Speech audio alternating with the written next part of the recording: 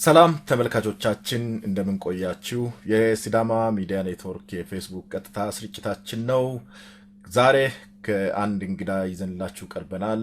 ዶክተር ጸጋዬ አራርሳ በኢትዮጵያ ወቅታዊ ሁኔታን በተመለከተ አጭር ቆይታ ከሱ ጋር እናደርጋለን። ያው እንደተለመደው ፕሮግራማችንን ሼር በማድረግ ላይክ በማለት አብራችሁን ቆዩ። መልካም ቆይታ።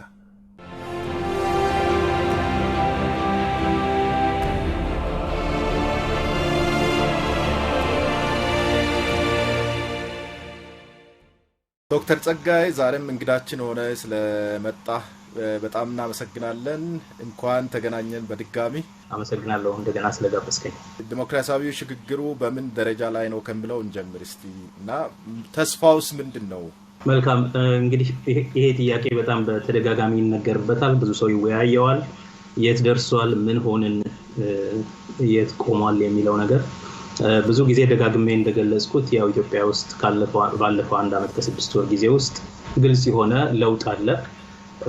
ይሄን ለውጥ ወደ ዴሞክራሲያዊ ስርዓት ለማሸጋገር የተወሰዱ አንዳንድ ተስፋ የሚሰጡ እርምጃዎች ነበሩ ከመጀመሪያው።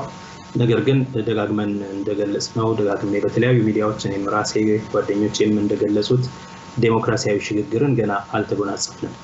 ዴሞክራሲያዊ ሽግግር አለ ለማለት አይቻልም። ምክንያቱም አንድ አፋኝ ከነበረ አምባገነናዊ ስርዓት ከነበረ ሀገር የነበረን ሀገር ወደ ዴሞክራሲያዊ ስርዓት ለማሸጋገር የሚታዩ የተለመዱ ስቴፖች አሉ።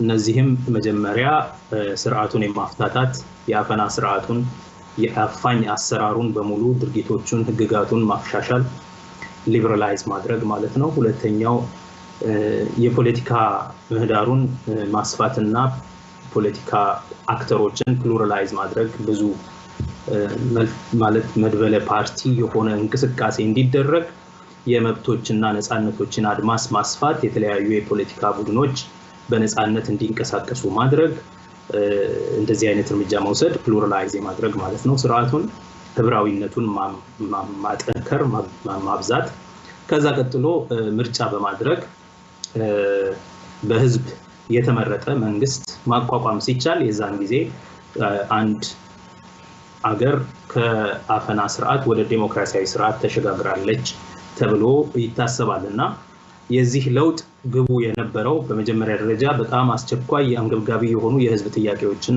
በፍጥነት መመለስ። ምክንያቱም ምላሽ ሰጪነት አስፈልጎ ነው ወደዚህ ለውጥ የተገባው። ህዝብ ብዙ ጥያቄ በማቅረብ በተቃውሞ እንቅስቃሴ በመሳተፉ ምክንያት ለነሱ አስፈላጊውን ምላሽ የሚሰጥ መንግስት አስፈልጎ ስለነበረ ነው በመንግስት ውስጥ ራሱ ለውጥ የተፈጠረው እና የለውጥ ቲም የሚባለው ቡድን ወደ ስልጣን ወደፊት የመጣው እና ከዚህ የተነሳ ጥያቄዎችን መመለስ ግዴታው ይሆን ነበር ማለት ነው። አንገብጋቢ የሆኑ የህዝብ ጥያቄዎች አሉ፣ ለነሱ ምላሽ መስጠት፣ ምላሽ ሰጪ የሆነ መንግስት ሆኖ መቅረብ። እንዲሁም በወቅቱ ስንል የነበረው ርህራሄ ያለው መንግስት ብዙ መከራ ውስጥ ያለፈ ህዝብ ስለነበረ ብዙ ስቃይ እየደረሰበት ስለነበረ ኮምፓሽኔት ጋቨርናንስ የሚያሳይ መንግስት እንዲኖር ይፈልጋል እያልን ነበረ። እስካሁን ድረስ ጥያቄዎች አልተመለሱም። ሁለተኛ እስራት አፈና ነበረ። እነዚህ የታሰሩ የታገዱ ድርጅቶች ግለሰቦች ሁሉ ተፈተዋል። ይሄ በጣም ትልቁ ለውጥ ነው። የለውጡ አንድ አካል ነው። ሊበራላይዝ ተደርጓል፣ ስርዓቱ ተፍታቷል፣ ምህዳሩም ሰፍቷል በተወሰነ ደረጃ። አሁንም አንዳንድ ጫና የሚደረግባቸው ድርጅቶች አሉ። አሁንም አንዳንድ የአፈና ተግባራት በተለያዩ አካባቢዎች አሉ። አገራዊ በሆነ ደረጃ ሳይሆን ክልላዊ በሆነ ደረጃ፣ ለምሳሌ በኦሮሚያ በተለያዩ ዞኖች፣ በደቡብ ክልል በተለያዩ ዞኖች፣ ዛሬም በኮማንድ ፖስት የሚተዳደሩ ዞኖች አሉ። እንደዚህ አይነት እንቅስቃሴ ቢኖርም በአብዛኛው ሊበራላይዝ የማድረጉ ስራ ተሰርቷል። ምህዳሩን ለማስፋት የተደረገው ስራም ተሰርቷል።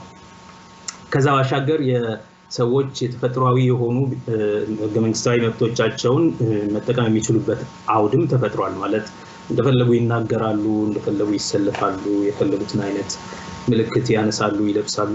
አሁንም አንዳንድ ቦታ አሁንም ማፈን አለ። ለምሳሌ ሰሞኑን በኢሬቻ በዓል ጋር ተያይዞ ምን አይነት ሰንደቅ ዓላማ መያዝ አለበት፣ ከመስቀል በዓል ጋር ተያይዞ በደመራ ስነ ስርዓት ላይ ምን አይነት ሰንደቅ ይያዛል የሚለው ላይ ያው አንዳንድ ሰጣ ገባዎች ይታያሉ። ግን በአጠቃላይ በአብዛኛው ሊባል በሚችል ደረጃ ሰዎች እንደፈለጉ የፈለጉትን አርማ የፈለጉትን ሰንደቅ ይዘው የመውጣት የመንቀሳቀስ መብት አላቸው።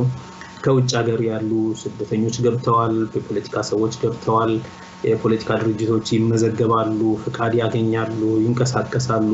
ግን አንዳንዶች ችግር የሚገጥማቸው እንዳለ ሆኖ ማለት ነው። ስለዚህ ምህዳሩን ለማስፋትም የመብቶችን አጠቃቀምንም ለማስፋት የተወሰነ ደረጃ እንቅስቃሴ አለ። መሰረታዊ ችግሩ ምንድነው? እንዳልኩት ገና ከመጀመሪያው ይሄ ለውጥ ወደ ዴሞክራሲያዊ ሽግግር ወደ የስርዓት ሽግግር እንዲራመድ የሚያስችል የድርጊት መርሃ ግብር ወይም ብዙ ሰው የሚለው ፍኖተ ካርታ ወይም ደግሞ የዴሞክራሲያዊ ሽግግር የጊዜ ሰሌዳ እና የእርምጃዎች ቅደም ተከተል ሊስት ኦፍ ፕራዮሪቲስ አይደንቲፋይ አልተደረጉ። እነዚህ በተደራጀ መንገድ በስርዓት በተቋም በደንብ አልተደረገም። ከዚህ ባሻገር ፖለቲካ ፓርቲዎች ወደ ሀገር ቤት ገብተዋል፣ የታሰሩ መሪዎቻቸው ተፈተዋል፣ አባሎቻቸው እንደፈለጉ በነፃነት ሐሳባቸውን እንዲያራምዱ ተፈቅዷል። ነገር ግን እነዚህ ፖለቲካ ፓርቲዎች በዲሞክራሲያዊ ሽግግሩ ሂደት ላይ ግልጽ የሆነ ፕሮግራም ላይ ከመንግስት ጋር እንዲስማሙና ያንን እንዲገፉበት የተደረገ ትርጉም ያለው ፕላትፎርምም አልተፈጠረም። ቀደም ብለን አንዱ መደረግ ያለበት ነገር በፓርቲዎቹና በመንግስት በሁሉም ፓርቲዎች መካከል የምክክር ፕላትፎርም ተፈጥሮ መንግስት ያው በስልጣን ላይ ስላለ አሁንም በተቋማቱ በኩል በህግ አውጪው በኩል የዲሞክራሲያዊ ሽግግሩን የሚመለከቱ ህግጋትን ስነ ስርዓቶችን እያስወሰነ ወደፊት የሽግግሩን ሁኔታ ማሳለጥ አለበት የሚል ነበር። እንደዛ አይነት የምክክር ፕላትፎርም አልተፈጠረም። ከዚህ ይልቅ በጠቅላይ ሚኒስትሩ እና በመንግስት በተፈለገ አቅጣጫ የሚፈልጉትን አይነት አጀንዳ የፖለቲካ አጀንዳ እየፈጠሩ የሚንቀሳቀሱበት ሁኔታ አለ። ከዛ ባሻገር የታክቲክ እርምጃዎች ለውጡ ሲጀመር የለውጡ እንቅስቃሴ ሲጀመር የህወሓትን ኢህአዴግ ውስጥ የነበረ የበላይነት ለመግፋት ለማስቀረት ሲባል የተወሰዱ የታክቲክ እርምጃዎች የለውጡ ግብ ሆነው የቀሩ ይመስላል። ምሳሌ የኦሮማራ ግንኙነት ተብሎ በኢህአዴግ ውስጥ የተራመደ አንድ የአጋርነት እንቅስቃሴ ታክቲክ ነው፣ ስልት ነው። ማለትም ህወሓትን ከስልጣን ለመግፋት ከበላይነት መንበሩ ለመግፋት የተጠቀሙት የትብብር ሁኔታ ነው። ከዛ አልፎ በመርህ ደረጃ በሁለቱ ድርጅቶች መካከል በሁለቱ ማህበረሰቦችን መካከል በመርህ ላይ የተመሰረተ መልካም ግንኙነት ጸንቶ የሚኖርበትን መንገድ ግን አላደረጀም። ይልቁንስ ከዛሬም ድረስ ልክ 27 ዓመት ሙሉ ህወሓት ከደርግ ጋር ይታገል ነበር። የሆነ ነገር ስትል ደርግ ይሰፋይል ነበር። አሁንም ያለው የለውጥ ቡድን የሚባለው የነበረውን ጊዜ በሙሉ የሚያጠፋው ከህወሓት የመላቀቅ ከህወሓት የበላይነት እሱን የመዋጋት ነገር ነው፣ የመጋፋት ነገር ይመስላል። እና አብዛኛው ነገር የእልህና የስሜት በህወሓት ዘመን ይሰሩ የነበሩ ነገሮችን መተቸት፣ መሻር እና እንዲህ ያለ እንቅስቃሴ ይታያል እና ብዙም የታየ ለውጥ አልኖረም። ስለዚህ የታክቲክ እርምጃዎችን የእንቅስቃሴዎቻችን ሁሉ ግብ አድርገን መውሰዳችን አንዱ ችግር ነው። ሶስተኛ ጥያቄዎች አለመመለሳቸው ነው። አሁን ይልቁኑ ደግሞ የፖለቲካ አጀንዳው ዲሞክራሲያዊ ሽግግርን ከማስኬድ ይልቅ ሌላ አዳዲስ የፖለቲካ አጀንዳዎች ፈጥሮ በእነዛ የፖለቲካ አጀንዳዎች ላይ አዲስ ህዝብን የማሰባሰብ እርምጃ መወሰድ መጀመሩ ምን እንዲል ያደርጋል? አንደኛ ጥያቄዎቹን ለመመለስ ምንም ጥረት ባለመደረጉ ሰዎች የነበራቸው የለውጥ ተስፋና ጥያቄዎቻችን ይመለሳሉ የሚለው ተስፋ እንዲጨነግፍ እንዲጨልም አደረገ። ሁለተኛ ለውጡ በእውኑ ለኛ የሚጠቅም ነው ወይ የሚለው ግልጽ የሆነ የድርጊት መርሃ ግብር በግልጽ ካለመቀመጡ የተነሳ ይሄ ለውጥ ወዴት ነው የሚሄደው የሚለው ነገር በህዝቡ አእምሮ ውስጥ በመንግስት ላይ ያለውን አመኔታ እንዲያጣ አደረገ። መንግስት አሁን ያለው የጠቅላይ ሚኒስትሩ መንግስት ወዴት ነው የሚያደርሰን የሚለው ጥያቄ ምንም ግልጽ አይደለም። በአብዛኛው የኢትዮጵያ ህዝብ አእምሮ ውስጥ ወዴት ሊወስደን ነው የሚፈልገው ተብሎ ሲታሰብ ግልጽ የሆነ ነገር የለም። በአንዳንዶቻችን ደግሞ እንዲያውም የህዝብን ጥያቄ ከመመለስ ይልቅ ሌሎች ያልተጠየቁ ያልነበሩ ጥያቄዎችንና የፖለቲካ አጀንዳዎችን በመፍጠር የህዝብን ጥያቄ አንድም የማፈን የማደባበስ ወይም ደግሞ ወደ ሁለተኛ ደረጃ በቀደም ተከተል ወደ ሁለተኛ ወይም ወደ በታች ደረጃ የመግፋት ሁኔታ ይታያል። ከዚህ የተነሳ እንዲያውም ለውጡ ተነጥቆ አቅጣጫውን ስቶ ብቻ ሳይሆን ተነጥቆ በሌሎች የፖለቲካ ኃይሎች ለውጡን ከማይደግፉ የፖለቲካ ኃይሎች እጅ ወድቋል የሚል ግምገማ ላይ ሁሉ የመድረስ አዝማሚያ አለ። እኔ ለምሳሌ እንደዛ ብለው ከሚያምኑ እንደዛ አይነት ግምገማ ላይ ከደረሱ ሰዎች መካከል አንዱ ነኝ። ስለዚህ አሁን ባለንበት ሁኔታ ለውጥ አለ፣ ዲሞክራሲያዊ ሽግግር የለም ብቻ ሳይሆን ዲሞክራሲያዊ ሽግግር ለማድረግ የሚችል ተቋማዊ ዝግጅት፣ መርሃ ግብራዊ ዝግጅት፣ ፕሮግራማዊ የሆነ ህጋዊ ዝግጅት ያለ አይመስልም። ይልቁን እንደውም ደግሞ የለውጡን የሚመራው የተባለው የኢህአዴግ ቡድን በራሱ የውስጥ የስልጣን ሽኩቻ ተወጥሮ ከዚህም አልፎ ደግሞ እንደውም በውስጡ ያሉ ብሔር ድርጅቶች ሌላ ፓርቲ ተዋህደው ሌላ ፓርቲ ፈጥረዋል የሚል አንዳንድ መረጃ እየወጣ በመሆኑ እንግዲያው ኢህአዴግ ሳይኖር እና አዲስ ፓርቲ የሚፈጠር ከሆነ ውህድ ፓርቲ የሚፈጠር ከሆነ ይሄ አዲሱ ፓርቲ ለመሆኑ ሽግግሩን ለመምራት የሚያስችልስ ማንዴት አለው ወይ? በዚህ ፓርቲ መመራት ሲገባለው የሚለው አሁን አዲስ ጥያቄ ይሆነ። ከዚህ የተነሳ ዲሞክራሲያዊ ማለት ለውጥ አለ። ለውጡ ግን አቅጣጫው ወዴት እንደሆነ አይታወቅም። ምክንያቱም አንድም ግልጽ የሆነ የሽግግር ፕሮግራም አለመቀመጡ፣ ሁለተኛ የሚደረገው የለውጥ እንቅስቃሴ በሙሉ በፕሮግራም በተቋም የተደራጀ በፓርቲዎች ሁሉ መግባባት ላይ የተመሰረተ ህገ መንግስታዊ መልክ እንኳን ባለው መንገድ እየተካሄደ ባለመሆኑ፣ ሶስተኛ የነበሩ ጥያቄዎችን ከመመለስ ይልቅ አዳዲስ የፖለቲካ አጀንዳዎችን በመፍጠር የህዝቡን ጥያቄ የማፈን የማስረሳት የማድበስበስ እንቅስቃሴ ያለ ከመሆኑ የተነሳ ለውጡ አቅጣጫውን ስቶ እንዲሁም በለውጡን በሚፈልጉት መንገድ በሚዘውሩ ሰዎች እጅ ወድቋል፣ ተጠልፏል የሚል ሐሳብ ነው ያለው። አመሰግናለሁ በጣም ዶክተር ጸጋዬ። እንግዲህ ሰሞኑን በብዙ ሚዲያ ያው በደንብ ሲሰራጭ የነበረው ሌላው ጉዳይ ይሄ አንድ ሀገራዊ ፓርቲን ኢህአዴግ ከስሞ አንድ የብልጽግና ፓርቲ በሚል ስያሜ አዲስ ፓርቲ እንደሚመሰረት ነው እየተወራ ያለውና ምን ማለት ነው? መልካም። የብልጽግና ፓርቲ የሚል ስም የሚኖረው የኢህአዴግ የሚባለው ግንባር መሆኑ ቀርቶ አንድ ውህድ ፓርቲ መሆኑን የሚያበስር ዜና መውጣት ጀምሯል። ልክ ነው እያሉ ያሉት አራቱ የኢህአዴግ አባል ድርጅቶች ተዋህደው እና ሌሎች አጋር ድርጅቶችን በቀድሞ በተለመደው አጠራር አጋር ድርጅቶች የሚባሉ በተለይ የዳር አገር ማለት ጋምቤላ፣ ቤንሻንጉል፣ አፋር፣ ሶማሊ፣ ሀረሪ ክልል ፓርቲዎችን የጨመረ አንድ ውህድ ፓርቲ ተመስርቷል የሚል ወይም ለመመስረት ዝግጅት እንቅስቃሴ ጨርሰናል የሚል ነገር ተሰምቷል። ምን ማለት ነው ይሄ የተባለ እንደሆነ አይ ቲንክ ብዙ ነገር መጥራት ያለበት ይመስለኛል። again የዚህ መንግስት ባለፈው አንድ አመት ተኩል ውስጥ ያለው እንቅስቃሴ የሚያሳየው የነበሩ የቆዩ ያደሩ የከራረሙ ጥያቄዎችን ከመመለስ ይልቅ አዳዲስ የፖለቲካ አጀንዳዎችን በመፍጠር አድሆክ የሆነ የህዝብ ስሜትን የመኮርኮርና ህዝብን በዛ ዙሪያ የማሰባሰብ የማሰለፍ እንቅስቃሴ ይበዛል። ኢህአዴግ እንደሚታወቀው ኢህአዴግ የአራት የብሔር ድርጅቶች ግንባር ነው።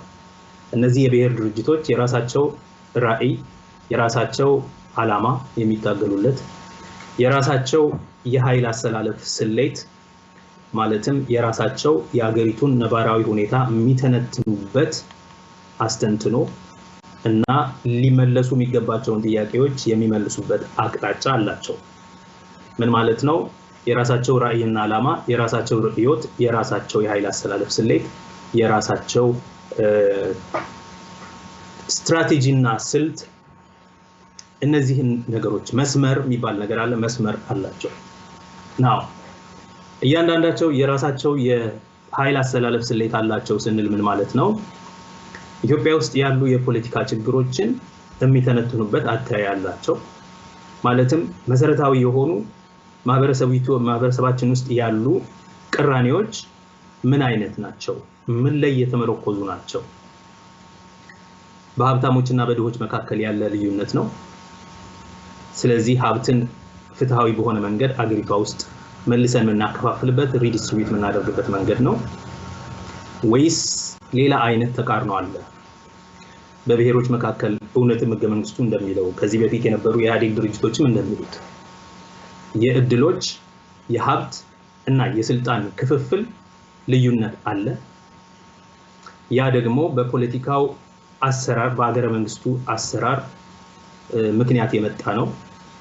ስለዚህ እንደዚህ አይነት የፍትህ ችግር ስላለ ይሄንን የፍትህ ችግር የሚመልስ ፖለቲካዊ አቅጣጫ ያስፈልጋል የሚል ሌላው አይነት የኃይል አሰላለፍ ስሌትና የሀገሪቱን ችግር ምን ተነትንበት ርዕዮት አለ። ናው ኢትዮጵያ ውስጥ አሁን ያለው የፖለቲካ ተቃርኖ ምን ደረጃ ላይ ነው ያለው? አገሪቷ ያለችበት ነባራዊ ሁኔታ፣ ህዝቦች የሚያነሷቸው ጥያቄዎች ምን አይነት ናቸው? ለነዚህ ምን አይነት የፓርቲ አደረጃጀት ቢኖር ምን አይነት የመፍትሄ ሐሳብ ብናቀርብ አገሪቱ ውስጥ ያለውን ተቃርኖ አንደኛ እሱን ፈቶ ችግሩን ፈቶ፣ ሁለተኛ የህዝቦችን ጥያቄ በሚገባ መልሶ፣ ሶስተኛ አገሪቱን በሰላም እና በብልጽግና ጎዳና ላይ ያስቀምጣል የሚለው ጥያቄ ነው የሚነሳው።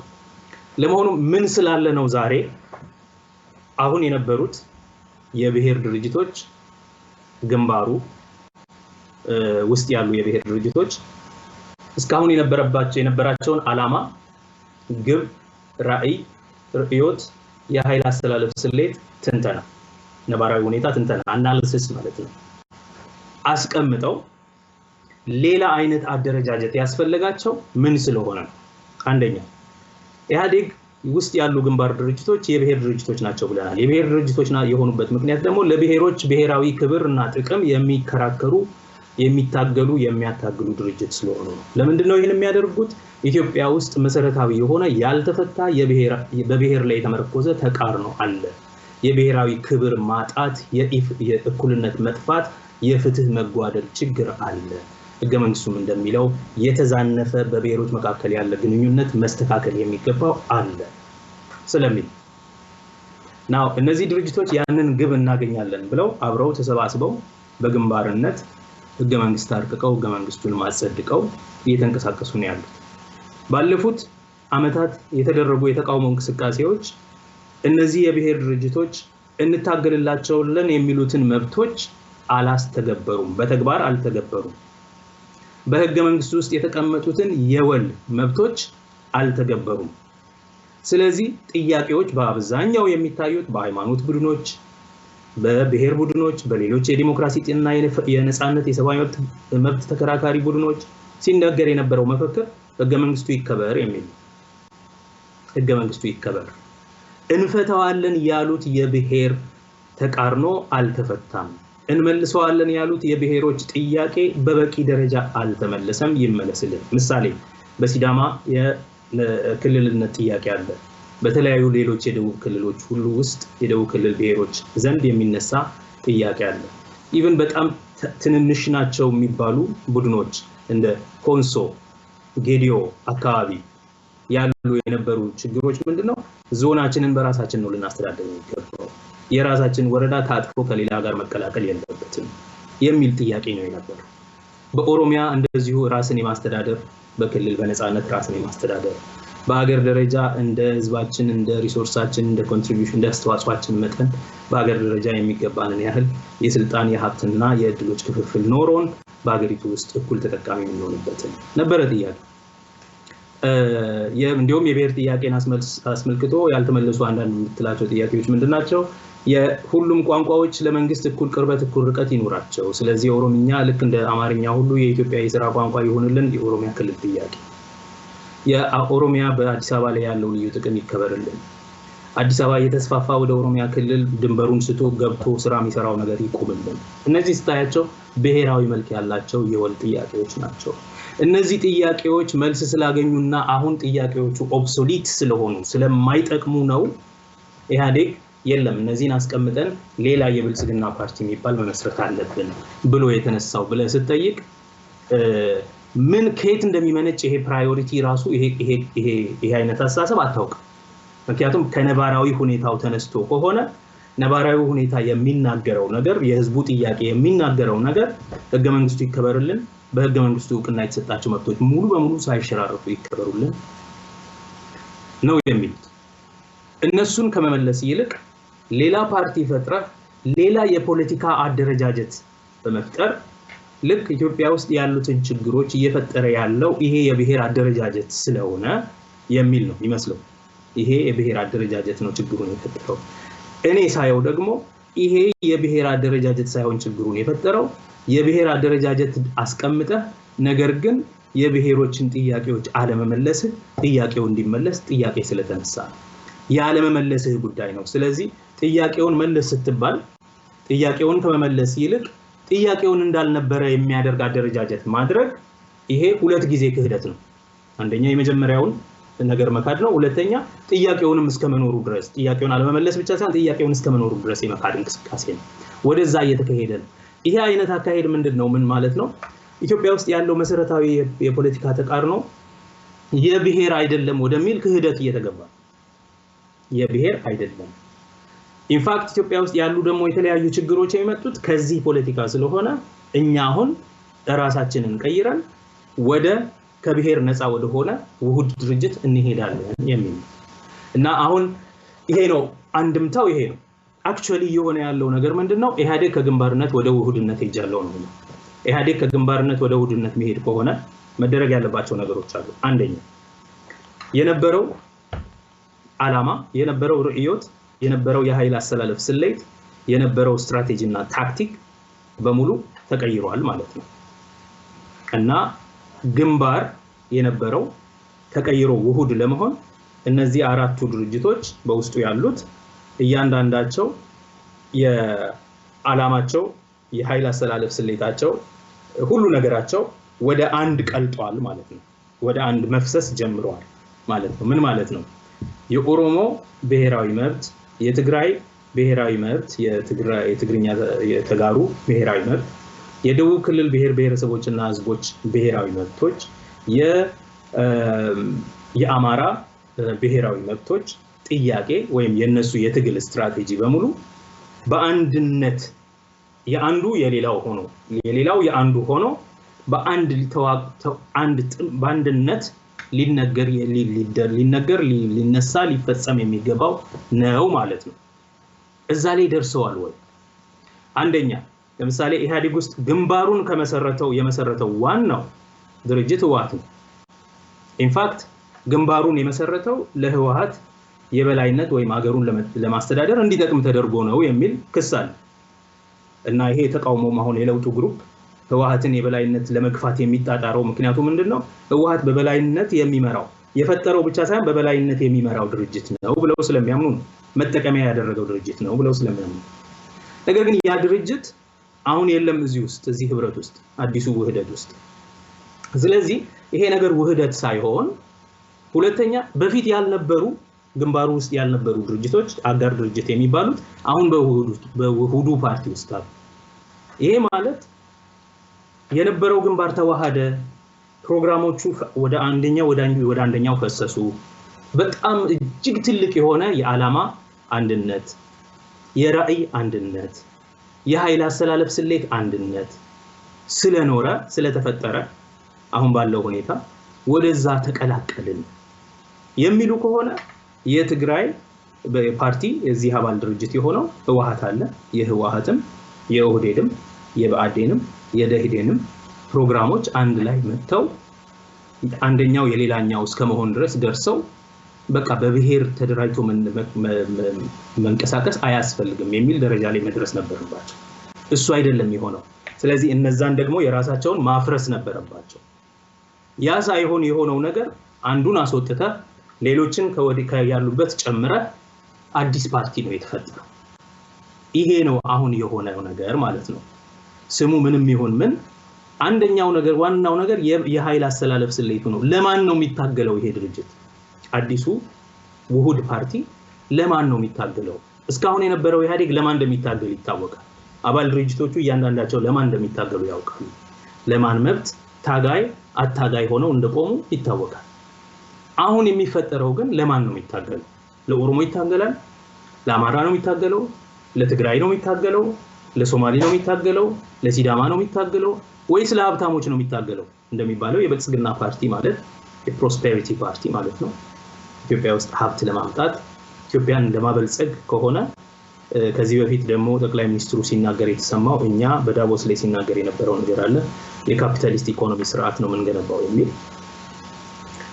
አማካሪዎቹም በውስጥ ታዋቂነት የሱ ድርጅት ተብሎ የሚታወቀው ኢዜማ የሚያራምደው የታወቀ የሊበራል ዴሞክራሲ ፓርቲ ነው። የሊበራል ፖለቲካ ነው የሚያራምዱት።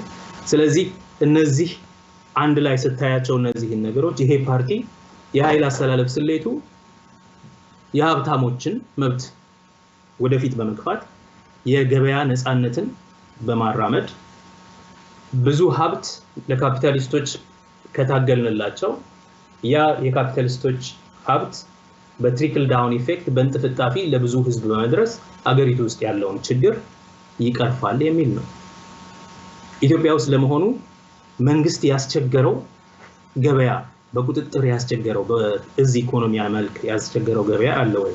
ኢትዮጵያ ውስጥ ለመሆኑ ካፒታሊስቶች ኖረው አንደኛ በመንግስት ህግ የተገደቡ በታክስ መከራ ያዩ የተሰቃዩ ሀብታሞች ስንት ናቸው? ለነሱ መታገል የሚታገልላቸው የጠፍተው ማለት ነው። እና ለነሱ ታግለ በአጠቃላይ የኢትዮጵያን ህዝብ ችግር እፈታለሁ ብሎ ማለት በዚህ በረሃብተኛና በብዙ ችግር የሚንቀሳቀስ ሀገር ውስጥ ምንስ ማለት ነው? ይሄ ሊመለስ የሚገባው ጥያቄ ነው። ዝም ብሎ ተራ አይዲዮሎጂካል የሆነ ከላይ ወደ ታች የሆነ የተወሰነ ቡድን እንደዚህ አይነት ነው አካሄድ የሚያስፈልገን ብሎ ስላለ የተፈጠረ ፓርቲ ነው። ለዚህም ይመስለኛል ለምሳሌ በኢህአዴግ ውስጥ ይሄንን የውህድነት ሐሳብ አጀንዳ አድርጎ ዶክተር አብይ አህመድ ባቀረበ ጊዜ በኢህአዴግ ስራ አስፈጻሚ ምክር ቤት ትልቅ ተቃውሞ የገጠመው ከራሱ ፓርቲ አባል ከአቶ ለማ መገርሳ ነው። ያለው ምንድነው? እኛኮ አሁን ባለንበት ሁኔታ እንኳን ወደ ውህድነት ለመሄድ አሁን ባለንበት ሁኔታ እርስ በርስ ራሱ እንደ ግንባር እንኳን ለመቀጠል ያቃተን ጊዜ ነው። እንደ ግንባር እንኳን ተናበን የመንቀሳቀስ አቅም ጠፍቶን አንዳችን በሌላችን ላይ መግለጫ ምናወጣ አንዳችን በሌላኛው ላይ ሰይፍ ምናነሳ እስከ መገዳደል የተደረሰበት ቦታ ላይ ነው ያለው። እና ወይ መበተን ነው የሚያስፈልገው ምናልባት እንዲሁም ትክክለኛው አካሄድ መበተን ነው እንጂ ወይም ደግሞ ግንባሩን በትክክል በተናባቢነት የሚሰራ አንድ ግንባር ማድረግ ነው እንጂ ወደ ውህደት ለማውራት ስለ ውህደት ለማውራት ጊዜውን ወቅቱን የጠበቀም አጀንዳ አይደለም በሚል ትልቅ የሆነ የሐሳብ ልዩነት ተፈጥሮ አሁን ድረስ ገና ሪዞልቭድ ያልሆነ በዚህም ምክንያት አባል ድርጅቶቹ ይሄን ነገር ለመወሰን ወደ ቤታቸው ተመልሰው ራሳቸውን ገምግመው በመደመር በሚለው ፍልስፍና ላይ ተመርኩዘው እንዴት አድርገን ውህዱን እንደምናሳልጥ እንወያዩ በሚል ወደ የድርጅቶቻቸው ሄደዋል። ወደ የድርጅቶቻቸው ተመልሰው በሚወያዩ ጊዜ አሁን ምናልባትም ኦህዴድ ይከፈላል ወይም ሙሉ በሙሉ ይፈርሳል። በዚህ አይነት ቴንስ በሆነ በጠቅላይ ሚኒስትሩና በአብይ ቡድን መካከል ችግር የተፈጠረበት ሁኔታ ነው ያለው። ማለት በጣም ብዙ አንድምታ ያለው ችግር የተፈጠረበት ሁኔታ ነው። በዚህ ሁኔታ ውስጥ ነው እንግዲህ ያው የለውጡ ነጣቂዎች አዲስ ውህድ ፓርቲ ተፈጥሯል የሚል ስሙን ሁሉ እስከማወጅ የመጡት ማለት ነው። ይሄን ማለት ይመስለኛል። እንደምታወቀው ኢትዮጵያ ውስጥ አሁን በሁለት ጎራ እንግዲህ ሁለት ፍጥጫ ነው ያለው። የፖለቲካ አስተላለፎች ነው ያሉትና የቡድን መብትና የግለሰብ መብት የሚሉ አመለካከቶች በሰፊው እየተራመዱ ያሉበት ሁኔታ አለና አሁን እንዲህ አይነት አሁን ያወራው እንግዲህ በሰፊው ነው ያነሳው እዛ ውስጥ ተጠቃቅሰዋልና እስቲ በግልጽ ይሄ አሁን ጠቅላይ ሚኒስትሩ ፕሮፖዛል ለቡድኖች መብት ውጤቱ ምን ሊሆን ይችላል ለሀገራዊ አንድነትስ የሚለውን ነገር ደግሞ እስቲ አንሳልና። መልካም። ይሄ አሁን የአዲስ ፓርቲ መዋሃድ ማለት ኢህአዴግ ተዋህዷል የሚሉት አነጋገር ኢህአዴግ አይደለም የተዋሃደው። እውነት ለመናገር እንዳልኩ አንዱን የራሱን አባል አስወግዶ ሌሎችን ጨምሮ የሚፈጠር ፓርቲ አዲስ ፓርቲ ነው እንጂ ውህደት አይደለም። ሁለተኛ እነዚህ የብሔር ድርጅቶች የራሳቸው ያላቸውን የኃይል አስተላለፍ ስሌት የፖለቲካ አስተንትኖ እና ማለት ነባራዊ ሁኔታው ላይ ያለውን ሁኔታ የሚተነትኑበት መንገድ እና ያላቸው ነባራዊ ሁኔታውን ደግሞ ለመመለስ ሁኔታውን ኢንጌጅ ለማድረግ ከሁኔታው ጋር ለብሔር ብሔረሰብ በአጠቃላይ በአገሪቱ ውስጥ ላሉ የፖለቲካ ጥያቄዎች መልስ መስጠት የሚያስቀምጡት አጀንዳም ይለያያል። ስለዚህ እነዚህን ወደ አንድነት አምጥቶ ከዛ በሱ ላይ ተመስርቶ ወደ ውህደት መሄድ አንድ ነገር ነው። ያ አይደለም የሆነው። ስለዚህ አዲስ ነው ማለት ነው። ያለው ፍልስፍናም መደመር ነው ብሏል በግልጽ።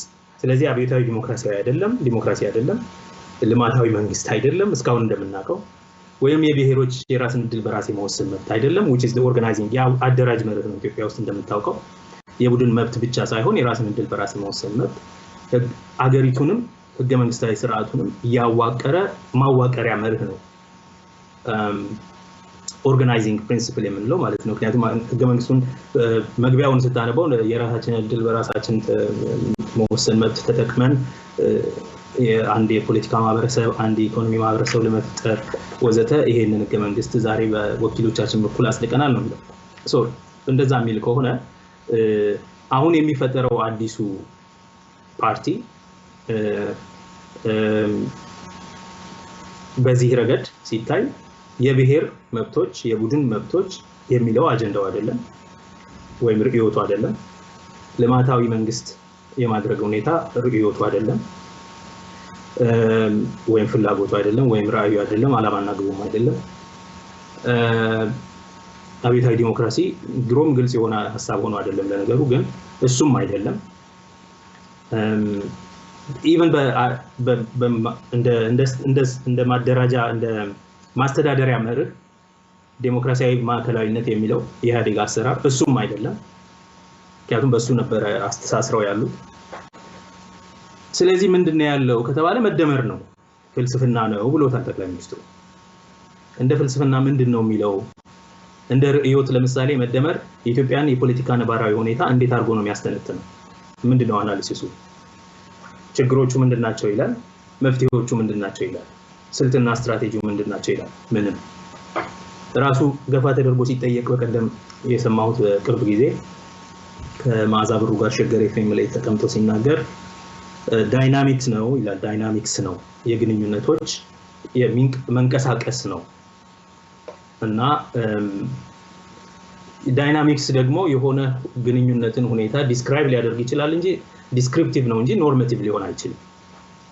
ኖርማቲቭ አለመሆን ብቻ ደግሞ ሳይሆን የኢትዮጵያ ውስጥ ያሉ የፖለቲካ ጥያቄዎችን ነባራዊ የፖለቲካ ሁኔታዎችን ለማስተንተን አቅም የለውም። አስተንትኖን አስቀምጦ ለዛ ደግሞ የመፍትሄ ሐሳብና የመፍትሄ አቅጣጫ ለማስቀመጥም አቅም የለውም። ኢንፋክት ፍልስፍና መባሉም ትክክል አይደለም።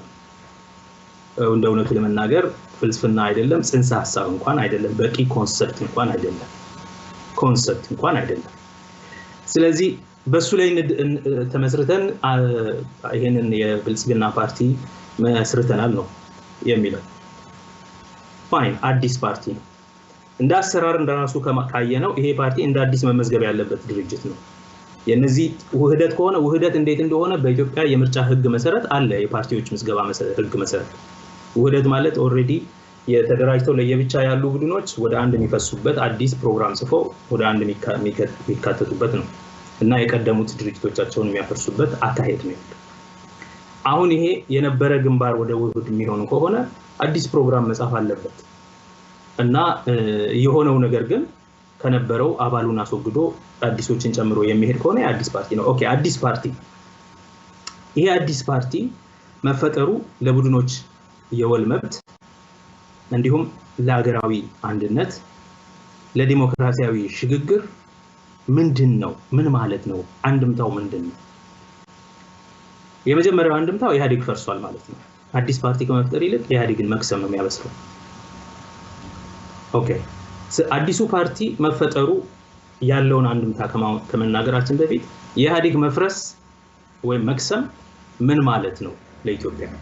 ማለትም በተለይ የወል መብቶችን በሚመለከት አንደኛ፣ ህገ መንግስቱን በሚመለከት ሁለተኛ፣ ፌደራሊዝምን በሚመለከት ሶስተኛ፣ እንደዚሁም ለሀገራዊ አንድነት ለኢትዮጵያ መቀጠል ሁኔታ በአንድ አገርነት የመቀጠል ሁኔታ በተመለከተ ምን ማለት ነው ብሎ ማሰብ ያስፈልጋል። ኢህአዴግ እንደ ግንባር ፈረሰ ማለት እነዚህ የብሔር ድርጅቶች አንድ ላይ የሚያስተሳስራቸው በአንድ ላይ በጠቅላላ በኢህአዴግ ምክር ቤት በኢህአዴግ ስራ አስፈጻሚ በኢህአዴግ ማዕከላዊ ኮሚቴ የሚወስኑትና በተለያዩ ክልሎቻቸው ኮሌክቲቭ ዲሲዥን በት ሎካል ኢምፕሊሜንቴሽን የነበረው መርህ አሁን ይቀራል ማለት ነው። እነሱ ከፈረሱ እንዲያውም የወል መብቶችን የሚከራከር በመንግስት ውስጥ ማለት በመንግስት አደረጃጀት ለብሔሮች ብሔራዊ ጥቅምና መብት ለእኩልነት ጥያቄ ለፍትህ ጥያቄ ማንነት ላይ የተመረኮዘ የፖለቲካ ጥያቄ በአጠቃላይ የባህል የማንነት የታሪክ የምናምን ጥያቄዎች መብት የሚሰጥ ድርጅት የለም በመንግስት ውስጥ በኢህአዴግ ውስጥ ማለት ነው። ስለዚህ ለነዚህ መብቶች አሁን ኃላፊነት የሚወስዱት ሌሎች ድርጅቶች ናቸው ማለት ነው ወይም ህዝቡ የራሱን ድርጅት መፍጠር አለበት ማለት ነው። ይሄ ድርጅት ከተፈጠረ ከከሰመና ኢህአዴግ ከከሰመና የአዲስ ድርጅት ከተፈጠረ ሁሉም በየክልሉ ቁጭ ብሎ ማሰብ ያለበት እና ዛሬ በ4 ኪሎ በሚገኘው መንግስት ውስጥ እኔን የሚወክለኝ ፓርቲ የትኛው ነው የለውም ማለት ነው። ምክንያቱም ኢህአዴግ ውስጥ ያሉ ድርጅቶች ከእንደዛ አይነት ርዕዮት ርቀዋል ማለት ነው። ይሄ በጣም ትልቅ ኢምፕሊኬሽን አለው። ኢህአዴግ ፈርሷል ማለት የጋራ ውሳኔ ሰጥተው ክልላዊ ወይም አካባቢያዊ አተገባበር ላይ ነበር የሚለያዩት ማለት ነው። በጋራ ይወስናሉ በኢህአዴግ ምክር ቤት እዛ በስራ አስፈጻሚ በማዕከላዊ ኮሚቴ ይወሰናል። ያ ወደ የድርጅቶቹ ስራ አስፈጻሚና ማዕከላዊ ኮሚቴ ይሄዳል። ያ ወደ የአካባቢዎቹ ይሄዳል። በአካባቢዎቹ ላይ በጋራ የተግባቡበትን ውሳኔ ይተገብሩ ነበር ነው። አሁን ግን ይሄ ድርጅት ፈርሷል ማለት እነዚህ ድርጅቶችም ካፈረሱ አንድ ነገር ነው፣ አንደኛውን ማምተዋል ማለት ነው። ካሉ ግን የየራሳቸውን ነገር ነው የሚያደርጉት ማለት ነው። አሁን እንደምናየው ደግሞ ምሳሌ በአዴን ጋር የአብን ብሔርተኝነት እጅግ እየከረረ ሲሄድ በአዴን ወይም አዴፓ የአብኑን አጀንዳዎች ፒክ የማድረግና ህዝበኝነትን የማሳየት እንቅስቃሴ ያሳያል እና እሱ የሚያደርገው እንቅስቃሴ በጣም የተስፋፊነት በሌላ ክልል ውስጥ ጣልቃ የመግባት ለምሳሌ በኦሮሚያ በትግራይ ነው ያለው። ይሄ ማለት የጦርነት አዋጅ በቀጥታ ክልሎቹ ወደ እርስ በርስ ግጭት ያመራሉ ማለት ነው። ኢህአዴግ መፍረሱ መንግስት ፈረሰ ማለት ነው። በሌላ አገላለጽ በአገሪቱ ፓርላማ ውስጥ የበላይነት ያለው ፓርቲ የነዚህ ብሔሮች ፓርቲ ሳይሆን እነዚህ ክልሎች የሚወክል ፓርቲ ሳይሆን ሌላ ነገር የሚወክል ፓርቲ ነው። ሌላ ኮንስቲትዩንሲ ነው ያለው። ካፒታሊስቶች ከየት እንደሚመጡ አናውቅም። ወይንም ደግሞ የኦሮሞ ካፒታሊስት የአማራ ካፒታሊስት የትግራይ ካፒታሊስት ነው የሚመሩት ማለት ነው የሚወክሉት። ስለዚህ ግጭት እንኳን ቢነሳ ሃይባ የለም። ምክንያቱም በኢህአዴግ ደረጃ የሚወሰን ውሳኔ ስለሌለ እርስ በርስ እንደፈለጉ ነው የሚሆኑት ማለት ነው። ይሄ አደገኛ ኢምፕሊኬሽን አለው። ኢህአዴግ መክሰሙ ለአገር በአጠቃላይ ለመንግስት መጀመሪያ መንግስቱም ችግር ውስጥ ነው ማለት ነው። መንግስቱ ማን ነው የሚመራው ማን ነው የበላይ ምንም የሚታወቅ ነገር የለም። ኢንፋክት መንግስቱ አሁን ያለውን የለውጥ ሂደት ለማስኬድ በምርጫ ያገኘውን እንደ ኢህአዴግ ያገኘውን ማንዴትም አጥቷል ማለት ነው። ወይ ከምርጫ በኋላ ካልተመዘገበ በቀር ይሄ አዲሱ ፓርቲ ለአሁን እንደዚሁ ቀጥሏል። ይሄ ሁለተኛው አንድምታ ነው። አንደኛ ኢህአዴግ ፈርሷል ማለት ነው። ኢህአዴግ መፍረስ ግጭቶችን ሊያበራክት ይችላል። ኢህአዴግ መፍረስ በሁለተኛ ደረጃ መንግስትን ያፈርሳል ወይም ቢያንስ መንግስት እንደ መንግስት ያለውን የህዝብ ማንዴት ያሳጣዋል። ሶስተኛ የሚፈጥረው ነገር የብሔር ፓርቲ መሆኑ ስለሚያቆም ማለት ነው ይሄ ድርጅት ህገ መንግስቱ ላይ ያሉትን መርሆች ምን ያደርጋል? አሁን ያሉትን የብሔር ጥያቄዎች የክልልነት ጥያቄ በማንነት ላይ የተመሰረቱ ጥያቄዎች የቋንቋ ጥያቄ ከማንነት ጋር ተያይዞ የሚነሱ የታሪክ ጥያቄ አሁን የታሪክ ካሪኩለም እየተቀየረ ነው። ራስን የማስተዳደር ጥያቄ በራስ ሪሶርስ የመጠቀም ጥያቄ እነዚህ ጥያቄዎች ምን ሊያደርጋቸው ነው ማለት ነው? ለነዚህ ጥያቄዎች በአጠቃላይ ማንነት ላይ ለተመሰረቱ የወል መብቶች በጣም አሉታዊ የሆነ አንድምታ አለው። ኔጌቲቭ ኢምፕሊኬሽን አለው። ማለትም በአጠቃላይ ከብሔራዊ አደረጃጀት ወደ ካፒታሊስታዊ አደረጃጀት ከሄደ ድርጅቱ የብሔር ጥያቄዎች ይሄን ለውጥ ያስከተሉት የብሔር ጥያቄዎች ሙሉ በሙሉ የመዘንጋት የመረሳት አደጋ ውስጥ ይገባሉ ማለት ነው። በአጠቃላይ በህገ መንግስቱ ያሉ የወል መብቶችም እንደዚሁ የቡድኖች መብቶች ማለት ነው እነዚህም ጥያቄ ውስጥ ይገባሉ። ደግሞ ይሄ እውን ይሆናል። ምክንያቱም ለምንድነው ጠቅላይ ሚኒስትሩ ገና ከመጀመሪያው ስልጣን ከያዙ ቀን ጀምሮ የሚያነሷቸው ነገሮች በንግግሮቻቸው የብሔር አንዳንድ ፖለቲከኞች በግልጽ ተናግረውታል። በብሔር መደራጀትና ፖለቲካ መስራት በብሔር እንደ ፓርቲ መደራጀትን ህገወጥ አድርገዋለሁ በሚል ቃል ሁሉ ገብተውልናል የሚሉ ሰዎች አሉ። ህገ መንግስቱ ውስጥ ያለው የብሔር የቡድኖች መብት በጣም ተጋኗልና እሱን ማስተካከል አለብን የሚል ንግግር በተደጋጋሚ ተናግረዋል። እሱን ለማስተካከል የሚረባቸው የመሰላቸውንም ህገ መንግስታዊ ያልሆነ የወሰንና የማንነት ኮሚሽን አቋቁሞ ስለዚህ የኢህአዴግ መክሰም አብሮት የሚያነሳው ነገር ምንድነው ህገ መንግስቱም ላይ ህገ መንግስቱ እንደ ህገ መንግስት የመቀጠሉን ሁኔታ ጥያቄ ውስጥ ያስገባል። ሶስተኛ የፌደራል አደረጃጀቱ ብሔር ያለው አደረጃጀት በፓርቲ ደረጃ ከቀረ የመንግስት ሁኔታም በዛ መንገድ መደራጀቱ ከቀረ ከዛ መቀጠል ህገ መንግስታዊ የወል መብቶች ጥያቄ ውስጥ የሚገቡ ከሆነ ቀጥሎ የፌደራሊዝሙ እድልና ተስፋው ምንድነው የሚለው እንደዚሁ ጥያቄ ውስጥ ይገባል። በአራተኛ ደረጃ የሀገር አንድነት ከባድ ፈተና ውስጥ ይገባል።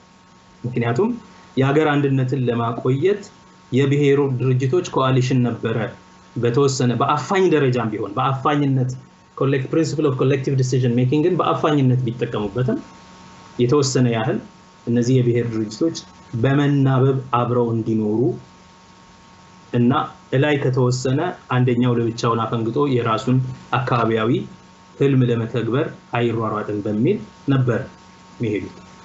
አሁን ግን ይሄ ድርጅት አለመኖሩ ብዙ ጥያቄዎች እንደዚሁ ባየር ላይ ባሉበት ሁኔታ አገሪቱንም ለማስቀጠል ችግር ውስጥ ይከተናል። ለምንድነው ያ የሚሆነው? አንደኛ በክልሎች መካከል ቀደም ሲል እንደተጠቀስኩት ግጭቶች በብሔሮች መካከል ግጭቶች ሊነሱ ይችላሉ። ግጭቶች በተነሱ ጊዜ ወጥ የሆነ መፍትሄ የሚሰጥ ድርጅታዊ አሰላለፍ አይኖርም። ስለዚህ ያለው ብቸኛ አማራጭ የመንግስት ህገ መንግስታዊ ተቋማት ናቸው። ለምሳሌ ፌዴሬሽን ምክር ቤት፣ የፌደራል ጉዳዮች ሚኒስቴር፣ አሁን የሰላም ሚኒስቴር የሚባለው ምናምን እነዚህ ደግሞ ኦሬዲ ደካማ ከመሆናቸው የተነሳ በተግባር ካለ መስራታቸውም የተነሳ ነው የመብት ጥያቄዎች የመብት መጥፋፋቶች በመሬት ላይ የነበሩት።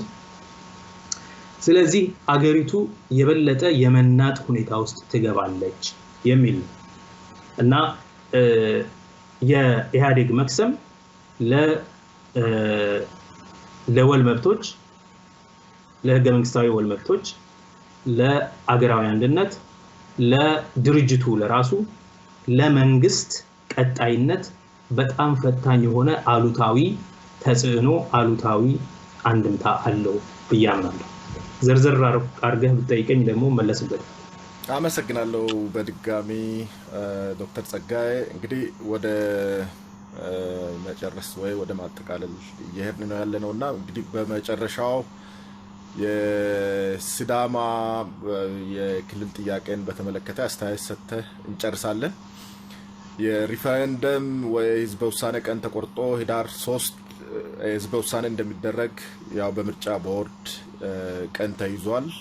የምርጫ ምልክቶችንም ይፋ አድርጓል። በቅርብ ቀናት ውስጥ ተደርጎ ያው እያየን ነው ያለነው። ግን ዝግጅቱ አጠቃላይ በፈተና የታጀበ ነው። እንደምታወቀው በአጠቃላይ ደቡብ በኮማንድ ስር ነው ያለው። የታሰሩ ልጆች አሉ። የዚሁ ሙቭመንት በግንባር የነበሩ በጣም ብቻ ሳይሆኑ በሲዳማ ውስጥ አገልግሎት ከመስጠትም አንፃር ከፍተኛ ቦታ የሚሰጣቸው ወጣቶች እስር ቤት ውስጥ ነው ያሉት። ሌላው እንግዲህ ከተለያዩ አካላት የሚወረወሩ ከሚዲያ ኔጌቲቭ ሴንቲመንቶችም እንዳሉ ዘመቻው እንዳለ እንደቀጠለ በእንደዚህ አይነት ሁኔታ ነው ያለው። ከመታወቂያ ማግኘት የመመዝገቡ ነገርም አንዳንድ ቦታዎች የመስተጓጎል አይነት ነገር ነው ያለውና እስቲ አጠቃላይ ምንድነው መደረግ ያለበት መፍትሄው ከመንግስት በኩልም በዛው በደቡብ ምክር ቤትም በሲዳማ ዞንም አጠቃላይ ህዝቡም ያው ከዚሁ ጋር ምናልባት አያይዘ ሰሞኑን የኢትዮጵያ ሰብአዊ መብት ኮሚሽን ያወጣው መግለጫ አለ እሱንም እንዴት እንዳየው አያይዘ እሱን አንስት ጨርሳለን መልካም የሲዳማ ህዝበ ውሳኔ እንደሚመለከት ምርጫ ቦርድ አንዳንድ እንቅስቃሴዎች መጀመሩ መልካም ነው ግን አሁንም ምርጫ ቦርድ ራሱን ማስተካከል ያለበት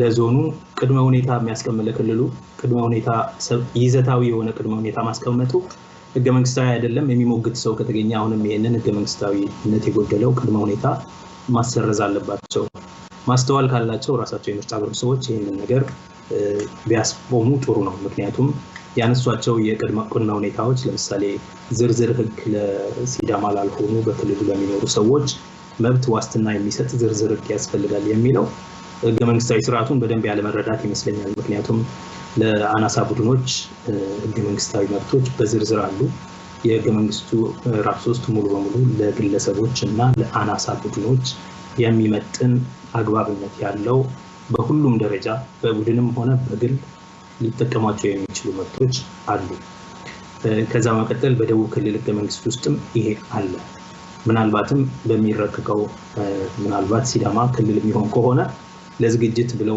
ያዘጋጁት የክልል ህገ መንግስት ውስጥም ይሄ ይኖራል ያምናለሁ እና ይሄንን ቅድመ ሁኔታ እንደገና ቢያዩት ራሳቸው ቢያነሱት የደቡብ ክልልም ይሄንን ነገር ቢሞግት ኦሬዲ በህገ መንግስታቱ የተቀመጡ በፌደራሉም በክልሎችም ህገ መንግስታቱ የተቀመጡ ዝርዝር መብቶች ስላሉ አዲስ ዋስትና የሚሰጥ መብት የመብት ድንጋጌ ልናወጣ አንችልም ማውጣት ካስፈለገ የሚያወጡት ይልሉ የሚችሉት ነገር በፌደራሉ ህገ መንግስት ምዕራፍ 3 በክልሉ ህገ መንግስት ምዕራፍ 3 እንዲሁ የተቀመጡት የግለሰቦችና የቡድኖች መብቶች ሙሉ በሙሉ ሳይሸራረፉ ተተግባሪነት ይኖራቸዋል የሚል አንድ መስመር አዋጅ ማውጣት ያስችል ይሆናል ነገር ግን